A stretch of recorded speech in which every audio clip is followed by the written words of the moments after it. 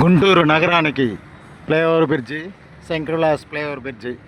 లక్ష్మీపురం నుంచి పాత బస్తీ వెళ్ళాలన్నా, పాత బస్తీ నుంచి ఇటుగా వెళ్ళాలన్నా ప్రధాన కూడలి ప్రాంతంగా ఈ శంకర్లాస్ మనకు కనిపిస్తుంది. అయితే గుంటూరు సిటీలో ప్రభుత్వ పరంలో సిటీ సర్వీస్ బస్సులు నడపాలని చాలామంది ప్రజలు కోరుతున్నారు. ఏపీఎస్ఆర్టీసీ వారే, ప్రభుత్వం వారే సిటీ సర్వీస్ బస్సులు అన్ని ప్రాంతాలకు వేయాలని చాలా కాలం నుంచి కోరుతున్నారు.